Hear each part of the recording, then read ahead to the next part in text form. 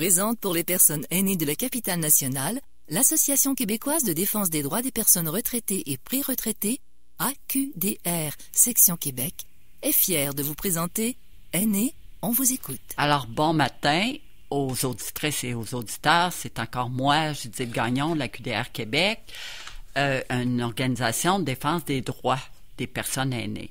Écoutez, aujourd'hui, on va parler d'une situation qui est de plus en plus alarmante.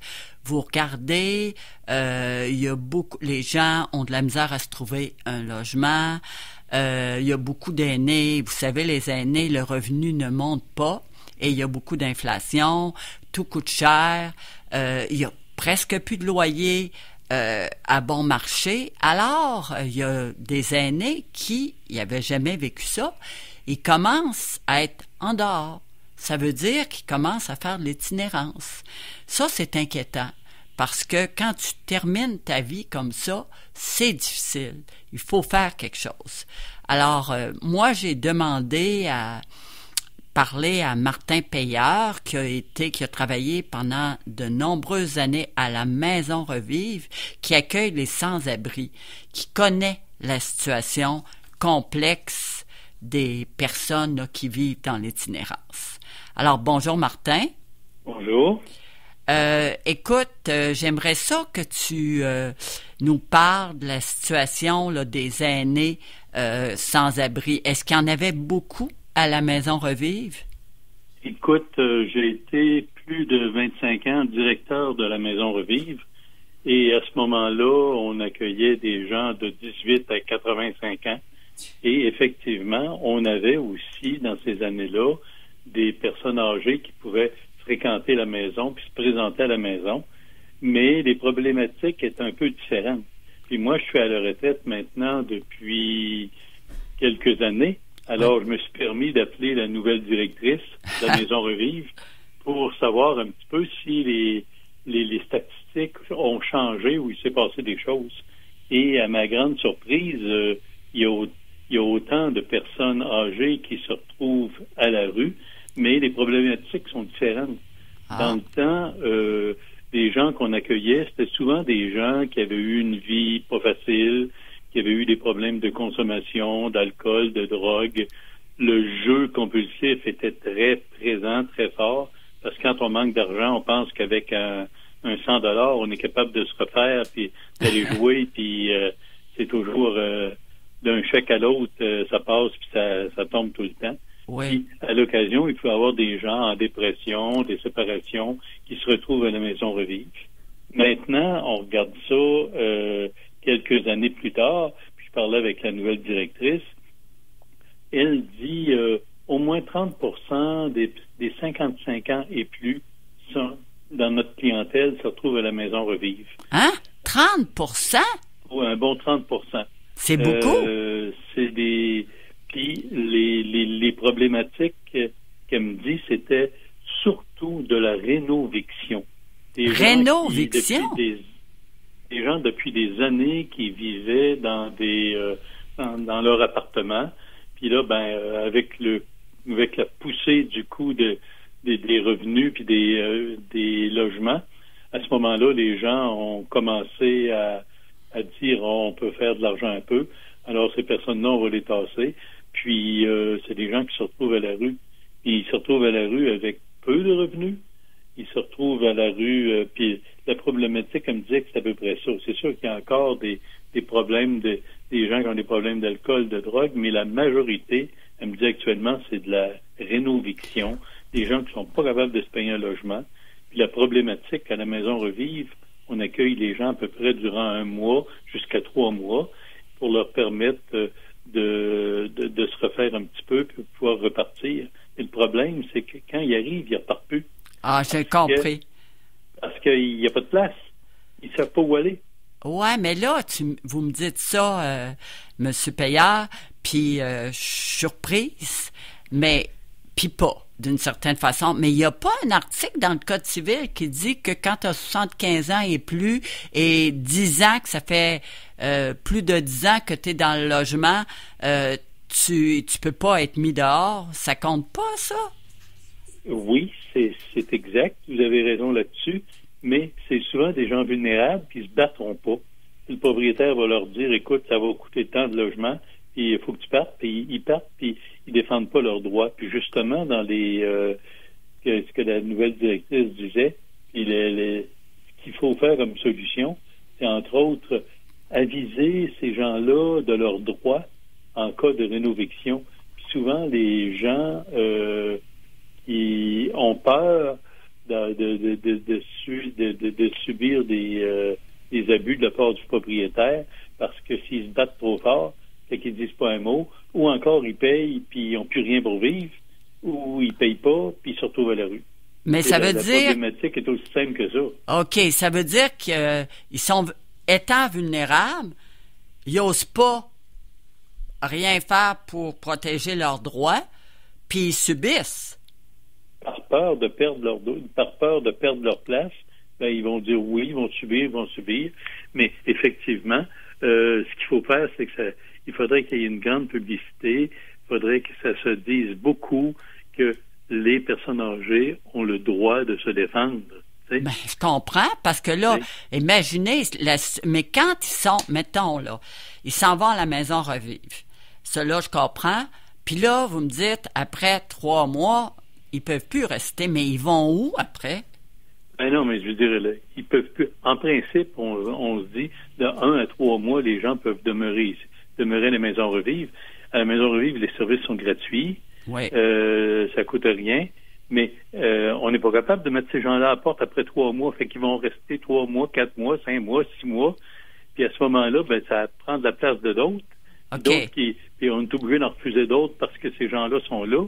Mais en même temps, qu'est-ce qu'il y a comme porte de sortie? Il y en a pas de logement. Les gens cherchent. Écoutez, 1% des logements au Québec actuellement sont moins de 1 000 1%? Ouais. Ça veut dire que des personnes, puis une personne qui a la pension de vieillesse de base, uniquement la pension de vieillesse, a 727,67 $ par mois. OK? S'il y a le supplément au revenu garanti, ça lui donne 1 065. Un logement coûte 1 000 $. Mais ça n'a pas de bon sens. Mais voilà, qu'est-ce qui reste pour vivre, ces gens-là? C'est ça. Alors, les gens se retrouvent dans les refuges, les gens se découragent. Il peut apparaître suite à ça des problèmes de maladie mentale, la dépression. Les gens vont compenser en allant en se gelant la bite, puis en jouant un petit billet de loterie de temps en temps en disant « j'espère gagner ». Puis ça va de mal en pire tout le temps. Le problème avec ces gens-là, surtout ceux qui sont de la rénoviction, comme disait la nouvelle directrice, puis elle a raison, elle disait, ces gens-là tombent entre 2 cracks. Je veux dire, dans le sens qu'ils sont pas assez désorganisés pour être pris en charge, pour aller, par exemple, en CHSLD ou des choses comme ça. Ouais. C'est des gens qui fonctionnaient avant, quand il y avait leur logement. Oui, je comprends. Il n'y a plus de logement, mais ils fonctionnent peu. Mais c'est grave, là, c'est une problématique sociale. Est-ce que le CIUS est au courant de ça? Est-ce qu'ils ont de l'aide du CLSC? Y a-tu du monde qui se réveille pour leur aider ou il n'y en a pas? J'ai posé la question au niveau du CIUS. Est parti à rire. Elle est partie à rire? Oui. Il n'y a pas grand-chose. C'est vraiment une clientèle qui passe entre deux. Tu sais? Il n'y a pas grand-chose. Alors, tu sais, les solutions, c'est puis aussi, le gouvernement il reconnaît, mais du bout des lèvres, la rénoviction. Alors que ça devrait être beaucoup plus dit, ça devrait être plus... Les gens devraient être informés de façon à ce que les propriétaires, quand ils veulent faire de la rénoviction de personnes âgées, il y aurait un petit peu peur de se faire taper ses doigts. Mais actuellement, il n'y a pas grand conséquence, là. Tu sais? Non. Puis si quelqu'un conteste un peu, je connais quelqu'un qui a contesté, ben il a réussi à garder son logement, mais la majorité conteste peu, ou ils essayent de contester un peu, puis là, ben ils se font dire, bon, ben là, non, c'est pour ma famille, puis il y a toujours des bonnes raisons puis pour que les gens partent. Puis après ça, ben ou tu restes, on va augmenter ton logement il y a un exemple qu'on me donnait, tu restes, on augmente, on fait des travaux, mais durant les travaux, si tu veux rester, il n'y a pas de problème. Et ça va te coûter 200 $ de plus par mois. Et puis, en juillet, quand on va renouveler le bail, ça va être 400 $ de plus par mois. Mais voyons donc. Ça veut dire que le logement est augmenté de 400 $ parce qu'ils ont fait des rénovations dans l'appartement. Ouais, mais là, M. Payard, là, ça n'a pas de bon sens, là. C'est un jeu de con, là. Et ils peuvent jamais se rattraper, là. Ils n'ont jamais l'opportunité de se rattraper. Ben, il faut qu'il y ait des revenus quelque part qui rentrent, hein? Ben, puis ces propriétaires-là, ils sont pas corrects non plus, là. Oui, mais c'est une business, puis ces gens-là sont... c'est leur logement. Je sais, moi, je suis propriétaire d'un logement, puis tous mes logements sont en bas de 1 000 $, puis je suis scandalisé de voir, à un moment donné, les gens qui se font augmenter comme ça à tour de bras, mais actuellement, là, dans la régie l'offre des propriétaires, là, ouais. On peut augmenter jusqu'à 6 ou 7 % cette année le prix des logements en toute légalité. Ça n'a pas de bon sens. Si tu appliques ça, là, tu signes tout le monde. Ah oui, t'as absolument raison, mais ça n'a pas vraiment de bon sens, là. Mais est-ce qu'il y a d'autres cas que la rénoviction pour les gens qui se retrouvent à la maison revivre ou c'est uniquement ça maintenant? Ben, il y a ça, mais il y a aussi toute l'autre catégorie. Tu sais, c'est pas parce que tu as un jour 65 ans que tous tes problèmes passés sont réglés. Les gens vivent la solitude, ils se découragent, ils consomment. Les gens vivent... tu sais, quand tu es toujours au bout de tes sous, là, puis qu'ils te rentrent un chèque le premier du mois, puis c'est le chèque du mois, là, ben là, tu as envie de te gâter un petit peu. Fait que les gens vont prendre leur chèque, puis ils vont se payer 4-5 gâteries. Puis à un moment donné, ils sont plus capables d'arriver. Il y a encore beaucoup de gens parmi cette clientèle-là qui sont des fumeurs. OK. On sait ce que ça coûte, un paquet de cigarettes. C'est le prix d'un logement à Tarvis. Ah, ben je ne sais pas, je fume pas. Mais ça doit être très cher. Oh oui. Bon, un paquet de cigarettes, c'est rendu, je pense, une quinzaine de $. Hein? Oh oui, pour un paquet. Mais voyons donc!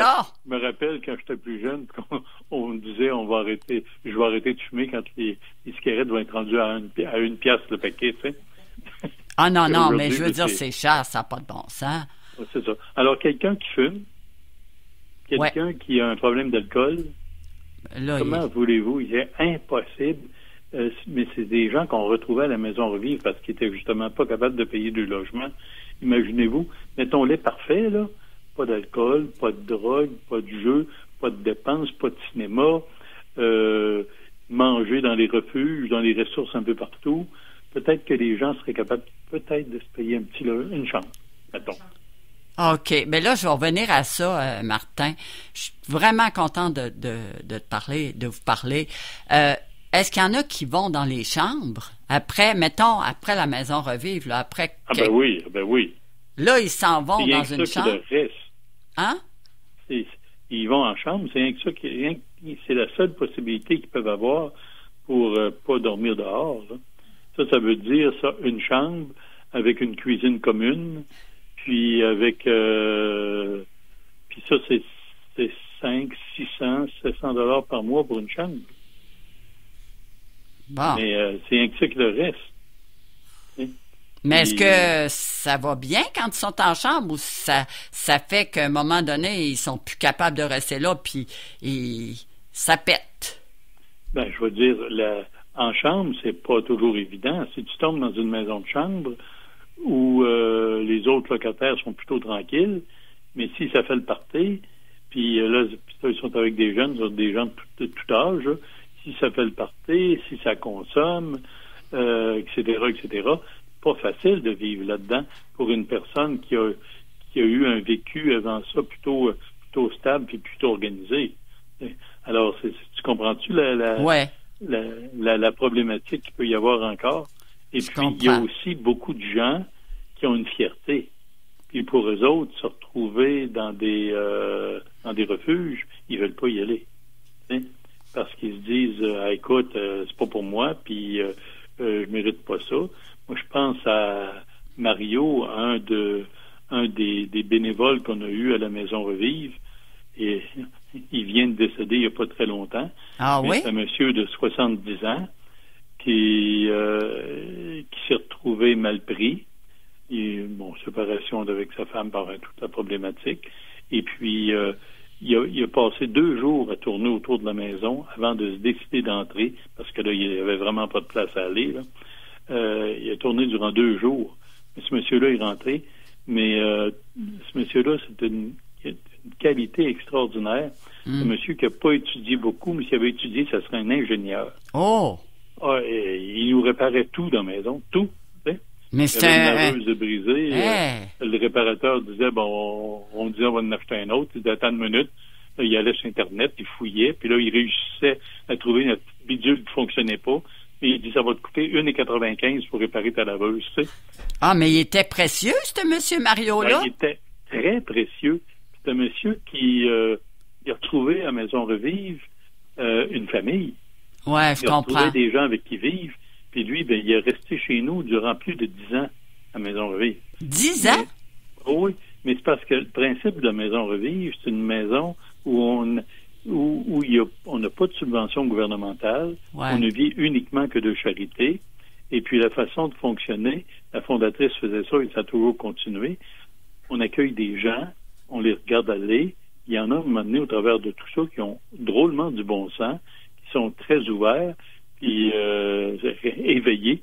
Et puis souvent, on va leur dire, serais-tu intéressé à faire partie de notre équipe? Alors, Mario, c'est devenu notre spécialiste des réparations de toutes sortes. Alors, il était extrêmement utile à la Maison Revive. Un autre se présente, il parle, il est correct avec le monde, il va travailler à l'accueil, un autre va travailler aux douches, ce qui fait que avec le nombre des années, on a établi, puis nos plus belles réussites sont là. C'est des gens qu'on a accueillis, qui n'avaient pas de famille, qui se retrouvaient tout seuls. Alors là, ils se retrouvent avec une famille, avec des gens avec qui ils vivent, ils sont logés, nourris, puis en compensation, ils donnent 20 heures, 30 heures, 40 heures de service à la maison. C'est ce qui fait que la maison existe, on va fêter nos 50 ans bientôt. Puis Mario faisait partie de... Ça, c'est une belle réussite. Si Mario n'avait pas été chez nous, il aurait été un peu désemparé. Ouais. Pas beaucoup de famille, puis c'est ça. Puis surtout, le sentiment d'être utile. Par exemple, quelqu'un, on lui dit, écoute, on te regarde aller, t'as l'air correct, tout ça. Ça t'intéresserait-tu de faire partie de notre équipe? Ils bombent le torse, puis ils sont tout fiers de ça. Puis on lui donne un trousseau de clés, puis on dit, voici les clés de la maison. Il est tout fier. Et puis, c'est des bénévoles qui vont rester ça durant des années. Mais je comprends. André, un autre qui est bénévole là, il a 72 ans, monsieur. Il est encore là, puis il s'occupe des dortoirs, puis il s'occupe de... enlève pas sa job, là. Il est drôlement été impressionné. Sinon, avant ça, il vivait d'une chambre, seul, il s'ennuyait, puis tournait en rond, puis... Alors, c'est un petit peu ça. S'il y a une façon d'amener ces gens-là à revivre, à se reprendre en main, c'est qu'il faut qu'ils se trouvent un milieu de vie. Mais c'est pas évident. Mais ça, tu touches quelque chose d'important, là. Parce que là, je t'écoute, là, puis ça fait longtemps que je regarde toutes ces situations-là, là, parce que la QDR, on est très interpellé par la situation des aînés vulnérables. Très interpellé. Ça veut dire que il faut leur trouver un milieu de vie, il faut qu'ils s'en construisent, il faut qu'on amène des maisons comme la Maison Revive où on les subventionne plus, puis où les gens pourraient rester à plus long terme. Oui, ça peut être des appartements supervisés, ça peut être... Oui. Mais on n'oublie pas aussi que c'est des personnes âgées. Là, on n'a pas parlé de problèmes de santé. Ben non, on n'a pas parlé de problèmes de dépression. Quand on vieillit, puis que ça prend une médication, puis ça coûte extrêmement cher. Ils les prennent pas. Il faut avoir les moyens de les payer encore. Mais est-ce qu'ils ont un médecin? Pardon? Ils ont-tu des médecins? Ben, il y en a qui en ont, puis il y en a qui en ont pas. Ils vont aller à l'urgence comme tout le monde. Sauf que il y a un organisme qui s'appelle Spot. Oui. Eux autres, ils viennent à la Maison Revive une fois par semaine. OK. Et puis, ceux qui veulent voir un médecin peuvent voir un médecin puis tout ça. Mais c'est ça. Mais s'ils sont capables des spots, c'est vraiment pour la clientèle vulnérable qui se déplacera pas, qui ira pas voir un médecin à l'hôpital. Les autres, bon, ça va être... mais la majorité n'ont pas de médecin de famille. Mais est-ce qu'ils sont conscients qu'il faut qu'ils consultent tu spot? Parce que là, à un moment donné, quand tu vieillis, tu as des problèmes. Oui, mais Mario, celui qui vient de décéder, là, pour lui, c'était sa santé que la dernière des préoccupations. Tu sais. Mais il est mort comment? Ça va se régler, puis il se déplaçait pas. Il allait à l'hôpital quand il y avait vraiment une grosse problématique. À un moment donné, il a perdu la vue. Oh! Fait que là, il est allé, puis là, ils ont réglé ça. Il y avait trop de pression dans un œil. Mais à part des affaires de même, on va dire que... Ouais, je comprends. Est-ce que Mario est mort, là? Pardon? Est-ce que M. Mario est mort? Oh, il est décédé. Il est décédé le 25 mars. Le 25 février. Ça fait 2 semaines. Il est décédé dehors? Il est décédé chez vous? Il est décédé à la maison Reville? Il est décédé dans sa chambre, chez nous. OK. Oh! À un moment donné, ça faisait une journée ou deux qu'on ne le voyait pas. Parce que c'était un gars qui était assez indépendant, qui faisait ses affaires. Fait que sont allés voir dans sa chambre, qui était mort. Puis qu'est-ce qu'on fait des gens comme ça qui n'ont pas de famille? On a découvert qu'il y avait un frère et une sœur.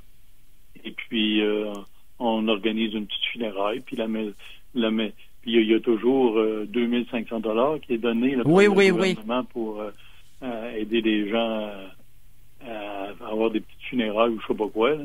Ouais. Alors, ça va être ça. Puis, sinon, la Maison Revive va le prendre en charge. Mon Dieu, c'est toute une œuvre, cette Maison Revive-là. Là. C'est quand même très important. C'est merveilleux. C'est merveilleux, je sais. Je suis allée, moi aussi, M.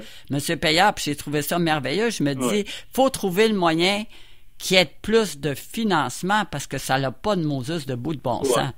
Mais le financement, c'est qu'on est à pleine capacité. On a 26 lits, c'est toujours plein. On en refuse tout le temps. Mais là, on va de 18 à 80 ans, là. Tu sais?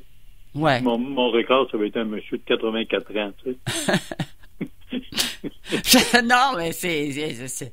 Hey, ben, puis s'y retrouver là. Moi, ça m'impressionne, M. Payard, de voir l'itinéraire des gens qui se retrouvent là. Ah oui, il y en a qui ont eu une vie bien correcte, mais souvent, tu sais, le monsieur, sa femme meurt, il se retrouve tout seul, un peu désemparé. Tu sais, il y a comment de gens de cette génération-là, puis de la génération de mes parents, plus peut-être, là, qui ont jamais touché à la cuisine, puis c'était la madame qui s'occupait de ça. Quand la madame part, le monsieur, là, il se retrouve complètement désemparé. Il fallait tout de suite qu'il se remarie avec une autre qui trouve quelque chose, parce que c'est des gens qui se retrouvent tout seuls. C'est la solitude, vous savez, la solitude, ça tue. Le sentiment d'inutilité, ça tue. Le fait de ne pas être reconnu, ça tue. Puis les personnes âgées, à part du temps des élections, c'est une entité assez à part, merci. On n'a pas besoin de vieux qui vont venir nous dire quoi faire. Au Québec, on a une culture au niveau des personnes âgées qui est très grave. Je sais. Dans le sens que, regardez tous les immigrants qui s'en viennent. Oui. Tous les immigrants qui viennent, ils viennent avec la famille. La famille, c'est donc important. On n'abandonne pas son grand-père et sa grand-mère. La famille le prend en charge. C'est une autre culture. On va répondre à ça. Ben oui, tout le monde travaille. Puis c'est vrai. Puis, ben, c'est le prix à payer. Puis ces gens-là qui se retrouvent tout seuls. Tu sais. Ouais, mais il y a sûrement quelque chose à faire, là. Je veux dire, faut pas baisser les bras, là. Nous, on a constaté la même chose que vous, puis on baisse pas les bras, là. On se dit, ça se peut pas. Est-ce que la Ville de Québec offre des services pour ces gens-là ou non? Il y a les refuges d'urgence, là. Ouais. Qui ont mis sur pied, ça, c'est excellent. Ouais. Le projet du maire avec l'itinérance zéro où il a manqué un peu son coup, là. Ouais. C'est parce que puis c'est souvent aussi des séquelles de la pandémie. Durant la pandémie, on a mis tous les œufs dans le même panier. Toutes ces personnes-là, on s'en est pas occupé beaucoup. On a dit à tout ce monde-là, restez chez vous. On a développé beaucoup de solitude, puis des gens qui ont appris à s'organiser tout seuls. Mais des fois, à quel prix, tu sais? Ouais, je peux comprendre. J'ai une autre question qui me chicote un petit peu. Vu qu'ils n'ont pas de domicile fixe, est-ce que ces gens-là reçoivent quand même leur pension de vieillesse? Ah ben oui. Je veux dire, ça, c'est en dépôt direct. Ah, OK. Ça veut dire que c'est correct. Puis si ce monsieur-là, il n'y a pas de dépôt direct puis qui est à la Maison Revive, ben à ce moment-là, il donne l'adresse de la Maison Revive et il reçoit son chèque. OK. Ça veut dire que, puis est-ce qu'ils demandent, ce monde-là, du supplément de revenu garanti? Ils regardent, est-ce que quelqu'un leur explique qu'est-ce qu'ils ont droit puis qu'ils le demandent ou ils ne savent pas? Là, tu poses une bonne question. Ça m'inquiète, la majorité des gens qui ont droit au supplément de revenu garanti, je pense qu'ils l'avaient, là. OK. Parce que ça, c'est Mais là, important. je suis un peu embêté, là. C'est important. Alors, nous, on se questionne là-dessus, là. On veut voir un peu, parce que beaucoup de mesures, mais si tu sais pas ce qui existe, puis t'es pas capable de t'en prévaloir, c'est pas fameux non plus, là. La solution, c'est l'information. C'est de dire aux gens qui ont des droits. Ouais. Tantôt, je reviens à la rénoviction, ils ont des droits. À quoi ils ont le droit quand ils font leur rapport d'impôt? Il y a un paquet de gens qui font pas leur rapport d'impôt. Ouais. Donc, ils n'ont pas le droit à TPS, à TVQ, à ces affaires-là. Exact. Alors, nous autres, à un moment donné, on avait un... je vais être obligé de te couper. Oui. Martin, je vais être obligé de te couper. Mais je pense que là, avec tout ce que tu m'as dit, avec les problématiques que tu as mentionnées, on va pouvoir faire un grand bout. Je te remercie beaucoup. On le souhaite. Puis pour le meilleur des personnes âgées. OK, merci beaucoup. Bonne journée. Au revoir. Au revoir. L'Association québécoise de défense des droits des personnes retraitées et pré-retraitées, AQDR, section Québec, est fière de vous avoir présenté Aînés, on vous écoute. Pour connaître tous les services offerts, visitez le aqdr-québec.org ou encore téléphonez au 418-524-0437, poste 0.